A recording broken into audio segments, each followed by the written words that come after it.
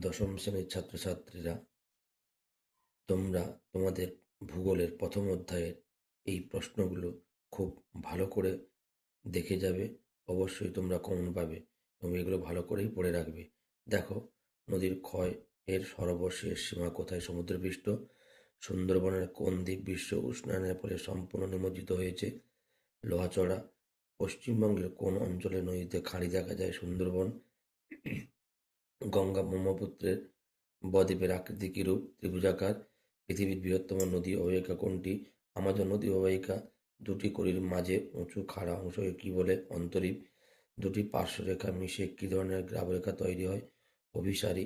সমুদ্র তলদেশে সঞ্চিত গ্রাবরেখাকে কি বলে? গ্রাবেন। নদীর ক্ষয়কার্যের কোন প্রক্রিয়ায় মন্তক গড়ে ওঠে? অবঘর্ষ।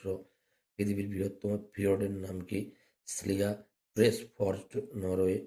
যে কাল্পনিক রেখার উপর সারা বছর বরফ জমে থাকে তাকে কি বলে? Snow line. জমাটবদ্ধ তুষারকণাকে কি বলে? হিম। ক্ষুদ্র ও কম গভীর ফিয়র্ড কি নামে পরিচিত? ভ্যালে।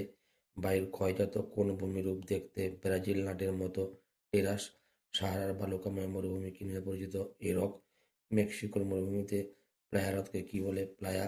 শিপ বালিয়াড়ির নামকরণ কে করেন? বাগনল। ওয়াদি শব্দের অর্থ কি? মরুভূমির শুষ্ক নদীখাত। ইয়ারদাং তীক্ষ্ণ হয়ে গেলে তাকে কি বলে? নিডিল। পৃথিবীর বৃহত্তম মরুভূমি কোনটি? সাহারা মরুভূমি। ফ্রান্সের লোয়েস সমভূমিকে কি বলে? লোয়েস ভ্যালি।